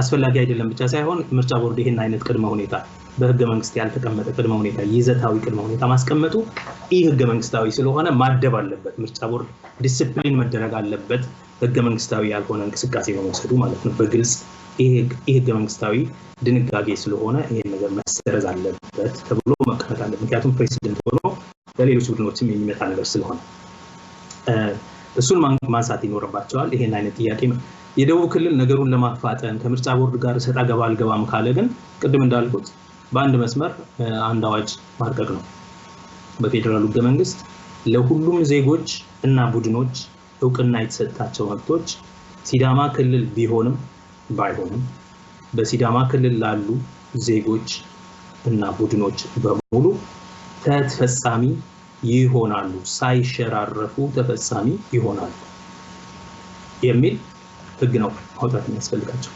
ሰጣ ገባው ካስጠላቸው ማለት ነው ነገር ግን ህገ መንግስታዊ ስላልሆነ ቅድመ ሁኔታው ኳሽ መደረግ አለበት ብያለሁ ሁለተኛ አሁን እንደሚታወቀው ህዝበ ውሳኔ ለማካሄድ የሚችል ኢኮሎጂ ኦፍ ኤሌክሽን በአጠቃላይ ጥሩ የሆነ ምህዳር ጥሩ የሆነ የምርጫ አትሞስፌር የምርጫ አምቢያንስ መፍጠር ያስፈልጋል እንደዛ አይነት ሁኔታ እንዲሆን ነፃ የሆነ ድባብ እንዲኖር ማድረግ ያስፈልጋል አሁን ባለው ሁኔታ የታሰሩ አክቲቪስቶች የሚዲያ ሰዎች ወጣቶች ብዙ ናቸው እስካሁንም ድረስ በእስር እየተንገላቱ እንዳለ ይታወቃል አንደኛ ሁለተኛ ዞኑም ሆነ ክልሉ በኮማንድ ፖስት ስር ነው ያሉት የኮማንድ ፖስት አስተዳደር ደግሞ በተግባር አሁን የሚታዩ እንቅስቃሴዎች እንደሚያሳዩት በመምረጥ አንዳንድ እንቅስቃሴዎችን ይፈቅዳሉ አንዳንድ በኖርማሊ በኮማንድ ፖስት በሚተዳደር ስርዓት ውስጥ የሌሉ ነገሮች ይደረጋሉ ሌላ ጊዜ ደግሞ አይደረጉም ምሳሌ ሰሞኑን የኢሬቻን በዓል ከትናንትና በሐዋሳ ከተማ ሲከበር ነበር በወላይታ እንደዚሁ በሆዛና ባለፈው ሳምንት ጠቅላይ ሚኒስትሩ ራሱ የተገኙበት ኢቨንት ምናምን ነበር በኮማንድ ፖስት ባለ ሀገር ክልል ውስጥ እንደዚህ አይነት ትልልቅ ራሊዎች የሚጠበቁ አይደሉም በመሰረቱ። ነገር ግን በተግባር እንደዚህ ባይኖርም በተግባር እሱም ራሱ በትክክል እየተፈጸመ ነው ባይባልም የህዝበ ውሳኔ ለማድረግ የሚያስችል ድባብ ለመፍጠር ግን ከሚያሳድረው የስነ ልቦና ጫና አንፃር ተገቢ ነው ብያለሁ። ስለዚህ ትክክለኛ የምርጫ ድባብ የህዝበ ውሳኔ ማካሄጃ ነፃ የሆነ የመብት ሁኔታ ለመፍጠር ከተፈለገ ይሄንን የኮማንድ ፖስት አስተዳደር ማንሳት ያስፈልጋል። ሰው ሳይሸማቀቅ በነፃነት ክርክርም እያካሄደ ውይይትም እያካሄደ እየተሰለፈ ድጋፉንም ተቃውሞንም እየገለጸ ወደ ምርጫ እየተዘጋጀ ለህዝበ ውሳኔው እንዲዘጋጅ ማለት ነው። ሌላ ከዚህ ጋር ተያይዞ እንግዲህ የሚነሳው የኮማንድ ፖስቱ ከሚፈጥረው ስነ ልቦናዊ ጫና ባሻገር ካለው እስራት የታሰሩ ሰዎች አለመፈታት ባሻገር አሁን አንዳንድ የምንሰማቸው ሪፖርቶች አሉ። የመታወቂያ አሰጣጥ ችግር አለ። ይሄ ነገር አይ ቲንክ በትክክል እንዲሰራ በትክክል መስተካከል አለበት። እነዚህ ከተስተካከሉ የታሰሩት አክቲቪስቶች፣ የሚዲያ ሰዎች፣ የፖለቲካ መሪዎች እነዚህ ሰዎች ከተፈቱ የኮማንድ ፖስት አስተዳደሩ ከተነሳ ሌሎች አስተዳደራዊና ሎጂስቲካዊ የሆኑ የመታወቂያ አሰጣጥ ምናምን ላይ ያሉ አሁን እስካሁን የታዩ ችግሮች ከተስተካከሉ ከተፈቱ አይ ቲንክ ህዝበ ውሳኔውን ለማድረግ ሁኔታው እየተሻሻለ ነው ለማለት ይቻላል እና በዚሁ መንገድ ቀጥሎ በሰላማዊ መንገድ ወደ መጠናቀቁ ቢሄድ መልካም ነው ብለን ብያምናለሁ በግሌ። ከዛ ባሻገር አሁን ቅድም ያነሳው የኢትዮጵያ የሰብአዊ መብቶች ኮሚሽን በቦታው መሪው ዶክተር ዳንኤል በቦታው በመገኘት የእስረኞችን ሁኔታ አካባቢውን ሁኔታ አስተያየት ሰጥተውበታል። ልክ ነው። ሁለት ነገር የኢትዮጵያ ሰብአዊ መብቶች ኮሚሽን አንጥሮ መገንዘብ ይገባዋል። አንደኛ ህዝበ ውሳኔ መብት ነው። ህዝበ ውሳኔ የማድረግ መብት ደግሞ የመጣው የወል መብትን እውቅና ከመስጠት የተነሳ ነው። የወል መብቶች ከሚባሉት ዋናው ፓራዳይግማቲክ ኤግዛምፕል የሚባለው ማለት ነው ዋናው አብነታዊ ተደርጎ የሚነሳው የራስን ዕድል በራስ መወሰን መብት ነው። አሁን ሲዳማ ሊጠቀመው የፈለገው ክልልነትን የመመስረት መብት የራስን ዕድል በራስ የመወሰን መብት አንዱ ክፍል አንዱ መገለጫው ይሄንን መብት ለመጠቀም እንዲቻል ነው ህዝበ ውሳኔ ያስፈልገው እና የኢትዮጵያ ሰብአዊ መብቶች ኮሚሽን ለግለሰቦች መብቶች ህገ መንግስታዊ ለሆኑ ግለሰባዊ መብቶች የግል መብቶች ብቻ ሳይሆን ለቡድኖች መብት ያለውን አትኩሮት በግልጽ ማስቀመጥ አለበት። እስከዛሬ ድረስ እንደምናውቀው ያው የፓርቲ አፊሊዬሽናቸው የአመራሩ በአብዛኛው ለወል መብቶች እንደዚህ ለክልልነት የማንነት ላይ የተመሰረቱ መብቶች ብዙ ግድ የሚላቸው ሰው አይደሉም፣ የሚላቸው ቡድኖች አይደሉም። በአጠቃላይ በምርጫ ቦርድም በጠቅላይ ፍርድ ቤትም በሰብአዊ መብት ኮሚሽንም በፕሬዚደንሲውም በሌሎችም ቦታ ያሉ ሰዎች። ስለዚህ ምርጫ ቦርድ አሁን ማነው የሰብአዊ መብት ኮሚሽን በቦታው መገኘቱ ለጉዳይ ለአካባቢው ለክልሉ አትኩሮት መስጠቱ በጣም ትልቅ እርምጃ ነው። በዚሁ አያያዝ ህገ መንግስታዊ ለሆኑት ዓለም አቀፋዊ እውቅና ለተሰጣቸው በኢትዮጵያ ህገ መንግስትም እውቅና ለተሰጣቸው የዓለም አቀፍ ሰነዶች ጭምር በዛ ላይ ተመርኩዘው ለግለሰቦች እና ለቡድኖች መብቶች ያላቸውን የአትኩሮት አቅጣጫ በግልጽ ማስቀመጥ ያስፈልጋቸዋል። በዛም አግባብ መንቀሳቀስ ያስፈልጋቸዋል። እስካሁን እንደሚታየው በመብት አከባበር ላይ የሚታመኑ አይደሉም እነሱ። በተለይ በወል መብት አከባበር ላይ የሚታመን ድርጅት አይደለም ኢትዮጵያ ሰብአዊ መብቶች ኮሚሽን። ስለዚህ ጥንቃቄ ባለው መንገድ የዚህን የወል መብት እንክብካቤ በወግ ማየት ያስፈልጋል። ምናልባትም ወደዛ የሄዱት የሲዳማን የክልልነት መብት ለማስከበር ወይም እሱ ላይ ግድ ስለሚሰጣቸው ሳይሆን ሲዳማ ክልል ሲሆን ቀደም ሲል ምርጫ ቦርድ ያመጣው አይነት ችግር ማለት የሌለ ችግር በሲዳማ ባልሆኑ ዜጎች ላይ ሊፈጠር ስለሚችል ችግር ይሄ ጉዳይ ግድ ብሏቸው ይሄዱ ይመስለኛል በኔ እምነት። ስለዚህ ከዛ አልፈው በመሰረቱ ህዝበ ውሳኔው ያስፈልገበት መብት የወል መብት የቡድኖች መብት ስለሆነ ለዚህ ህገ መንግስታዊ መብትና የማደራጃ መርህ ያላቸውን አቋም በግልጽ አስቀምጠው ለዚህም አትኩሮት አስቀምጣጭ አድርገው ቢንቀሳቀሱበት መልካም ነው ብዬ አምናለሁ። ከዛ መቀጠል ምን መደረግ አለበት አሁን ለሚለው እስከ ህዳር 3 ባለው አይ ቲንክ ዋናው ነገር መዘጋጀት ነው። ሰላማዊ በሆነ መንገድ መዘጋጀት ነው። በምርጫ ቦርድ በኩል ይሄን የቀድም እንዳልኩት ይሄን አላስፈላጊ የሆነ ህገ መንግስታዊ ያልሆነ በሲዳማ ህዝብ ላይ ጫና የሚያሳድር ይዘታዊ ቅድመ ሁኔታ ማንሳት አለበት፣ ህገ መንግስታዊ ስላይደለ ስልጣኑ ስለሌለው። ሁለተኛ በሲዳማና ሲዳማ ባልሆኑ ህዝቦች መካከል ብሎ ያወጣው መግለጫ ልክ ስላይደለ ያንንም ማረም አለበት። ችግር በሌለበት ቦታ ችግር ለመፍጠር ወይም የሲዳማ ዞን ችግር እንደፈጠረ የሚያስመስል አካሄድ ስለሆነ። ሶስተኛ እንግዲህ እስካሁን ድረስ ቀጠሮን ማውጣት ማለት ፕሮግራሙን ማውጣት፣ ምርጫ ምልክቶችን ለይቶ ማሳወቅ ይሄ መልካም እርምጃ ነው። ስለዚህ ከዚህ ጋር አያይዘው ጥሩ የሆነ ነፃ የህዝብ ውሳኔ የማስኬጃ አትሞስፌር እንዲፈጠር ለማድረግ የታሳሪዎች እንዲፈቱ እና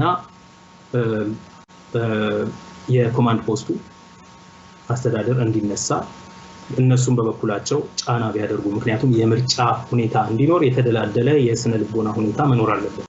የተደላደለ የስነ ልቦና ሁኔታ የሚኖረው ደግሞ የታጠቀ ኃይል በአካባቢ ከሌለ አንድ እርምጃ ስለወሰድክ ምንም አይነት ጥቃት እንደማይደርስብህ እርግጠኛ ከሆንክ ነው። ስለዚህ ያ እንዲኖር ያ ሁኔታ እንዲስተካከል እነዚህ ኃይሎች የኮማንድ ፖስት የሚለው አስተዳደር ሙሉ በሙሉ መነሳት እንዳለበት በመረዳት ያንን በዛ ላይ ጫና ማድረግ በመንግስት ላይ በፌደራል መንግስቱ ላይ ይገባቸዋል። የሲዳማ ዞን ለህዝቡ ውሳኔ መዘጋጀት ነው። ለህዝቡ ውሳኔ ውጤት አንደኛ ለውሳኔው እስከ ዋዜማው ድረስ መዘጋጀት፣ ሁለተኛ የህዝቡ ውሳኔ ክልልነት ቢሆን ይሆናል ብዬ አስባለሁ። እኔ በእኔነት ቢሆን ምንድነው በሚቀጥለው ቀን ምንድነው የሚያደርገው የሚለውን በማሰብ ለክልሉን ተረክቦ ለማስተዳደር ዝግጅት በማድረግ ራስን በብቃት ማስቻል ያስፈልጋል። ከመቼውም ጊዜ በላይ አሁን መዘጋጀት አለባቸው። እንደ ክልል ራሳቸውን ሲያስተዳድሩ ህገ መንግስት ማዘጋጀት፣ ምክር ቤቶቻቸውን እንደገና ማዋቀር፣ ካቢኔዎቻቸውን ማደራጀት፣ መንግስት የሚሆነውን ሰው መምረጥ ወዘተ እነዚህ ነገሮች ዞኑ ላይ ያለው መስተዳድር ራሱን አዘጋጅቶ ወደ ክልልነት እያደገ ስለሆነ ለክልልነት መዘጋጀት ያስፈልጋል። ሁለተኛ በተለይ የአናሳ ቡድኖች መብት ማለትም በውስጣቸው አንድ ክልል ሲፈጠሩ በውስጣቸው አናሳ የሚሆኑ ብዙ ይኖራሉ። በድንበር አካባቢ ያሉ ለምሳሌ ከወንዶ ገነት አካባቢ የጉጂና የሲዳማ ተቀላቅሎ የሚኖርበት አካባቢ ነው። ክልል ሲሆን እንደ ክልል አናሳ ይሆናሉ። ድሮም ዞን ውስጥ ዞንም ሆነው አናሳ የሚሆኑ እንዳሉ ነው። በወላይታና በሲዳማ ዞን መካከል ያሉ እንደዚሁ አንዳንድ ቦታዎች አሉ ሰዎች ተቀላቅለው የሚኖሩባቸው በሬዲዮ ጋር የሚዋሰኑባቸው አካባቢዎች አዳዲስ ማይኖሪቲስ ሊፈጠሩ ይችላሉ። ስለዚህ ለነዛ ማይኖሪቲስ ምን አይነት መስተንግዶ ምን አይነት የመብት ጥበቃ እናደርጋለን የሚለው ላይ ጥንቃቄ ያስፈልጋል። ለሱም መዘጋጀት አለባቸው። በአጠቃላይ የድንበር ማካለል ሁኔታ በደንብ ለመዘጋጀት አለባቸው። ለዛ ቶሎ ለመደራደር ለመነጋገር አካባቢው ሰዎች ጋር ለመወያየት። ምክንያቱም የድንበር ሁኔታ ሴትል የሚደረገው ሁሉም ሰው ሊረዳው የሚገባው ህገ መንግስታዊ መርህ በህዝቦች ፈቃድ ላይ ተመስርቶ ስለዚህ በጊዜ ቀርበው ህዝቦቹን ማየት ለዚህ አይነት ጥያቄዎች መዘጋጀት ያስፈልጋል። ከዞኑ አስተዳደር የሚጠበቀው ይሄ ህዝቡን በሰላም ለህዝበ ውሳኔ ማዘጋጀት እና በነፃ እና ኢቭን ሃንድድ በሆነ መንገድ ወደዚህም ወደዛም ወስን ብለው ህዝቡ ላይ ጫና ሳያሳድሩ ህዝቡን ማዘጋጀት፣ አትሞስፌሩን ነፃ ማድረግ፣ እነሱም በሚችሉት መጠን ከፌደራል መንግስቱ ጋር መነጋገር ይሄን የኮማንድ ፖስት አሰራር እንዲቀር ማድረግ፣ ጫና ማድረግ ያስፈልጋቸዋል። ነገሮችን ማስተካከል የተደላደለ ሁኔታ ላይ ሆኖ ህዝቡ በነፃነት እንዲመርጥ፣ ከዚህ አልፈው ግን ህዝቡ ምን አይነት ምርጫ ማድረግ አለበት የሚለውን መጫን የለባቸውም። እነሱ ከዛ አይነት ችግር ውስጥ መራቅ አለባቸው። ይሄን ካደረጉና ከምርጫ ውጤት ጋር ተያይዞ ሊመጡ የሚችሉ ሸክሞችን ለመሸከምም ራሳቸውን ማዘጋጀት አለባቸው ማለት ነው። የደቡብ ክልል ብዙ ነው እዳው፣ ብዙ ነው ጣጣው። ምክንያቱም አንደኛ አሁን ህዝበ ውሳኔው እንዲካሄድ ልክ እንደ ሌሎቹ ሁሉ ምቹ ሁኔታ መፍጠር ዋናው ነገር ነው። ሰላማዊ የሆነ ሁኔታ እንዲፈጠር ማድረግ ዋናው ነገር ነው። ለውጤቱ መዘጋጀት ሌላው ነገር ነው።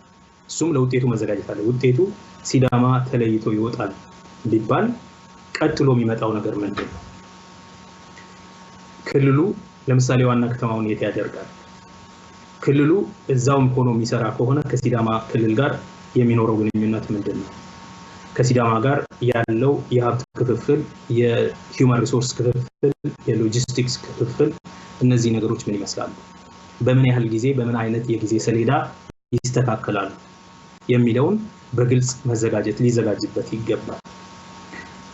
ከዚህ አልፎ አሁን ለከፋም ለማም አሁን ክልሉ ውስጥ ስለሆነ ይሄ ሁሉ የሆነው ነገር እየሆነ ያለው ክልሉ ውስጥ እንደ ክልል መንግስት ከፌደራል መንግስቱ ጋር እየተነጋገረ እሱም ኮማንድ ፖስቱ እንዲነሳ ኮማንድ ፖስት አስተዳደር መደበኛ የሆነ የህግና ስርዓት ህገ መንግስታዊ ስርዓት በቦታው እንዲመለስ ህዝቡ በተረጋጋ መንገድ ወጥቶ እንዲገባ በማስቻል የታሰሩ ሰዎች መብታቸው ተጠብቆ እንዲፈቱ ይሄንን በማድረግ አሁንም ቢሆን ለክልሉ ህዝብ ለሲዳማም ህዝብ ጅምር ተጠያቂው የክልሉ መንግስት ነው። ስለዚህ ሲዳማን ኦሬዲ እንዳለቀ ጉዳይ እንደተነጠለ ህዝብ አድርጎ አግልሎ ማየት ሳይሆን እንደራሱ ህዝብ እሱም ተንከባክቦ የሚገባውን ግዴታ ተወጥቶ የህዝብ ውሳኔው በሰላም የሚካሄድበት ሁኔታ ማቀላጠፍ ግዴታው።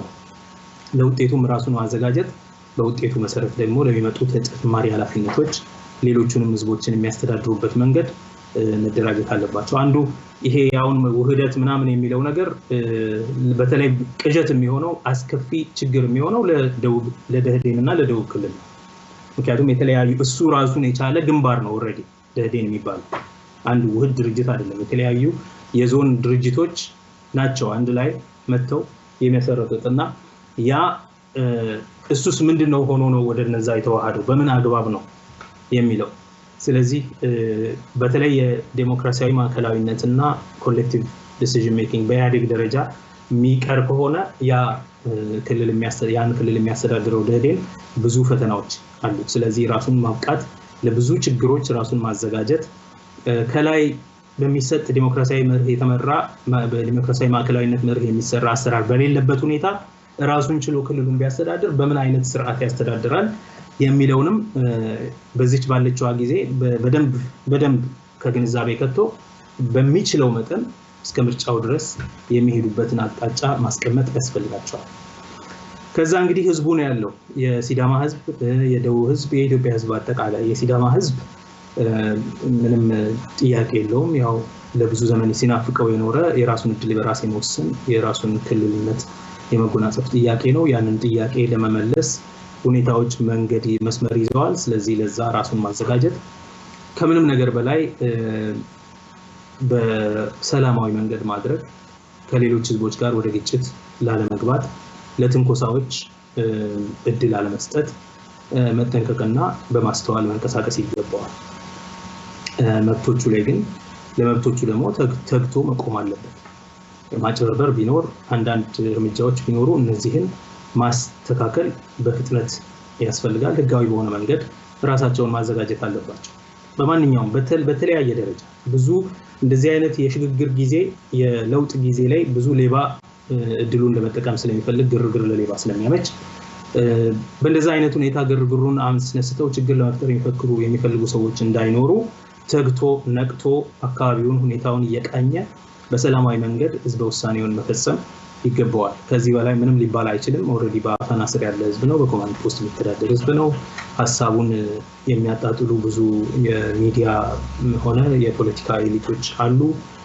ትንኮሳ የሚያካሄዱ ቡድኖች አሉ። እነዚህን ሁሉ በጥንቃቄ እያዩ በተለይ የሲዳማ ሽማግሌዎች ከወጣቶቹ ጋር በመግባባት ሁኔታዎችን ማስተካከል ይገባቸዋል። የደቡብ ክልል ህዝብ ከዚህ ቀደም የተለየ ነገር አይቶ አያውቅም። በሲዳማ የደቡብ ክልል ህዝብ ሁሉ በሲዳማ በኩል የማያልፍ ወይም ሐዋሳን ማይጠቀም ሰው የለም። ስለዚህ የተለየ አዲስ ነገር እንደማይፈጠር መረዳትና ያው አሁን ራሱን የአስተዳደር ማዕከሉ በደህዴን ስር በደቡብ ክልል የነበረው በራሱ በሲዳማ ዞን በሲዳማ ድርጅቶች ነው የሚካሄደው የሚለውን ከግንዛቤ መክተት ነው። ሌላ ምንም የሚፈጠር በህዝቦች እንቅስቃሴ ላይ በህዝቦች መብት ላይ የሚፈጠር አዲስ ነገር ምንም እንደሌለ መረዳት ያስፈልጋል። ተረጋግቶ ማየት ያስፈልጋል። ምንም ያ ሲዳማ ዞን ተነስቶ ሌላ ቦታ አይሄድም። ሰው አዲስ ድንበር አይሰራም፣ አጥር አይሰራም፣ አትግባ እከሌ ግባ እከሌ ወጣ የሚባል ነገር ስለሌለ በተረጋጋ መንገድ ንግዱንም ስራውንም የሚያደርገውን ማንኛውም ማህበራዊ ጉዳዩን በሙሉ ማህበራዊና ኢኮኖሚያዊ ጉዳዩን እንደወትሮ እያደረገ በተረጋጋ ሁኔታ አእምሮ እንዳለው ሰው በማስተዋል መሄድ ይገባዋል ብዬ አምናለሁ። ኢትዮጵያ በአጠቃላይ ኢትዮጵያ ህዝብ እንደዚህ አይነት ማቹሪቲ ስለደረሰ በጣም ራሱን ደስ ሊለው ይገባል። የብሔሮች መብትን ለመጀመሪያ ጊዜ በዲሞክራሲያዊ መንገድ በህዝብ ውሳኔ ሪዞልቭ ሊያደርግ ሊሞክር ስለሆነ ምናልባት ከዚህ በፊት ታስቦ ግን ሳይደረግ በአቋራጭ የተሰራው የስልጤ የማንነት ጥያቄና ስልጤ ራሱን ችሎ ዞን የሚሆንበት ከጉራጌ ዞን ተነጥሎ ራሱን ችሎ በወራቤ ተደራጅቶ ዞን የሆነበት አካሄድ ነው። ሬፈረንደም እንዲካሄድ የፌዴሬሽን ምክር ቤት ቢወስንም በመጨረሻ የተወሰነው በሬፈረንደም ሳይሆን በስራ አስፈጻሚ በኩል በቃ ተወሰነ ተባለና ሬፈረንደም ህዝቡ ሳያደርግ ነው ያለቀው።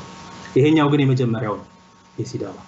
ስለዚህ ኢትዮጵያ ውስጥ የብሔሮች መብት ታሪካዊ ጥያቄ ነበረ። ይሄ መብት የሚመለስበት መንገድ ዲሞክራሲያዊ አግባብ ባለበት ሁኔታ ሊሆን ይገባ ነበር። እስከዛሬ ድረስ አልተደረገም። ይሄን ለማድረግ አሁን የመጀመሪያው ዲሞክራሲያዊ የሆነ ሰላማዊ የሆነ በምርጫ ሂደት የሚካሄድ የህዝብ ፈቃድ የሚያማክር የህዝብ ፈቃድን ያማከለ ውሳኔ አሰጣጥ ሂደት ልናይ ስለሆነ በእውነት የኢትዮጵያ ህዝብ ሊኮራ ይገባዋል በዚህ እና ምናልባትም ተቋማቱም የሚሰሩበት ህገ መንግስታዊ መብቶችም የሚከበሩበት ሀገር ለመሆኑ የመጀመሪያ ማሳያ የመጀመሪያ ምልክት ስለሆነ በዚህ ሁሉም ሰው ሊኮራ ይሄንን ሁኔታ ደግሞ በተለያየ ቦታ ቢከሰት እንኳን እንደ አንድ ችግር መፍቻ እንደ አንድ የህዝብ ጥያቄ መፍቻ እንደ አንድ የአስተዳደር መንገድ አድርጎ ትምህርት ሊወስድበትም ተዘጋጅቶ በሰላም ህዝቡን አበረታቶ የመብት ተጠቃሚነቱን ለማየት የሚመጣበት ጊዜ ስለሆነ ያንን ለመገንዘብ ህዝቡን አበረታቶ በሰላም ሁኔታዎች እንዲያልፉ የሚያግዝበት ጊዜ ይሆናል ብዬ አስባለሁ።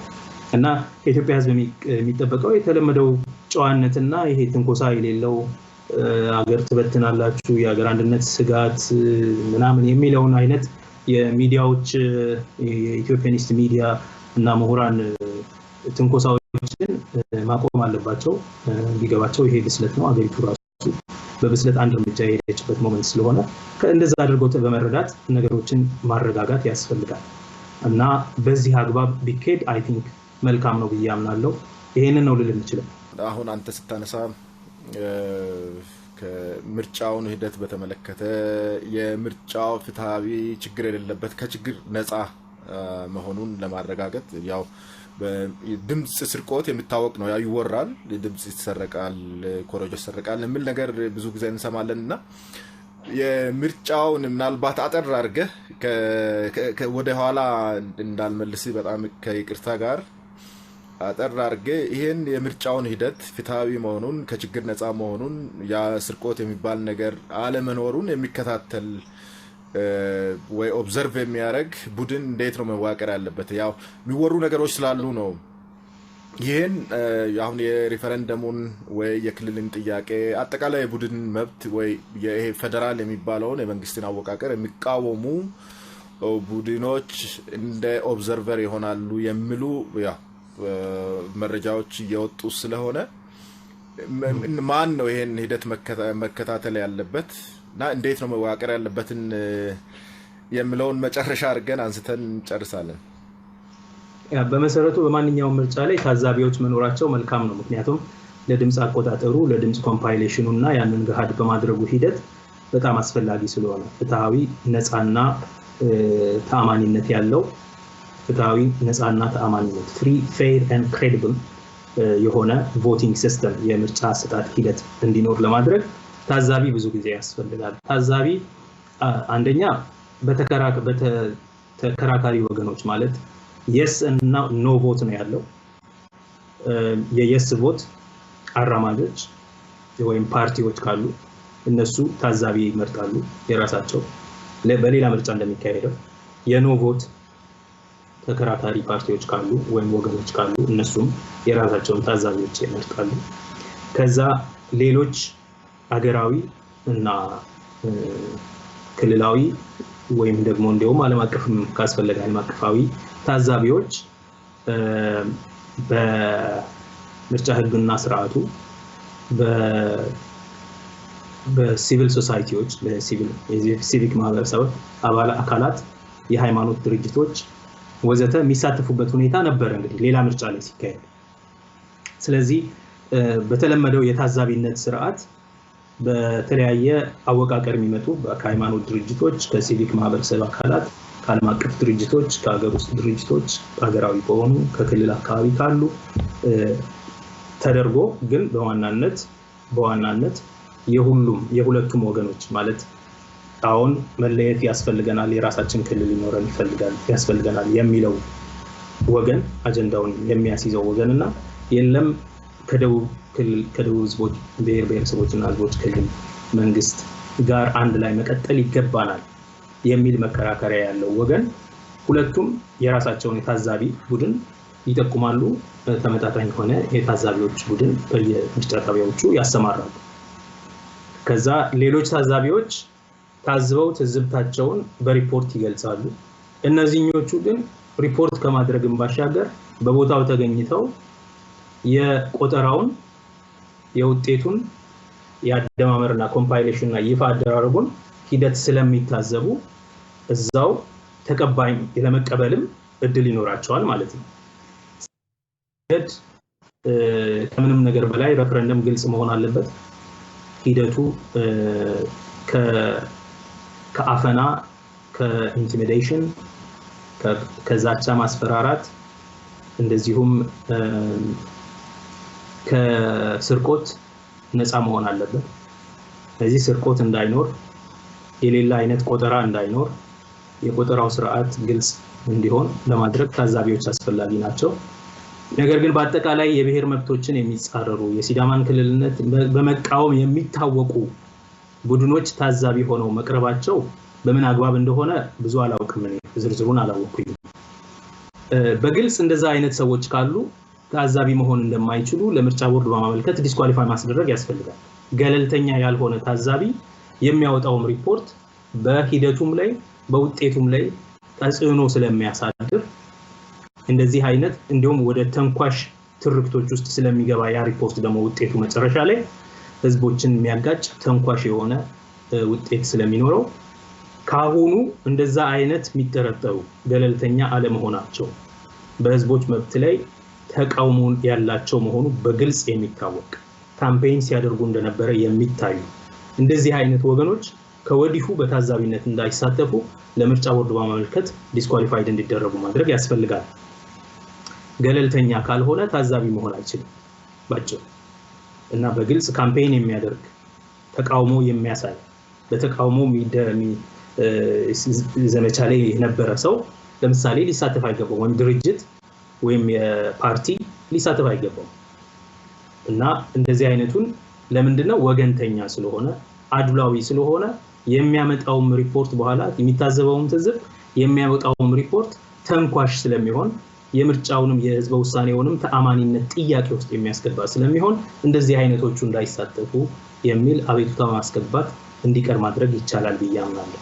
ዛሬም እንግዳችን ሆነ መጥተህ ጊዜን ሰጥተህን ጠለቅ ላለ ገለጻ እንግዲህ ያው ከሪፈረንደም እስከ ፖስት ሪፈረንደምም እንዲሁ የአንተም ፑት በጣም ይቀጥላል። እናመሰግናለን። በሲዳማ ሚዲያ ኔትወርክም እንዲሁም በሲዳማ ህዝብ ስም በእኔ በኩል አብቅቻለሁ። ለዛሬ ያለንን ሌላ የምትጨምረው ወይ አቀር የምትለው ሀሳብ ከሌለ እንጨርሳለን። እኔም አመሰግናለሁ። እግዚአብሔር ያክብርልኝ።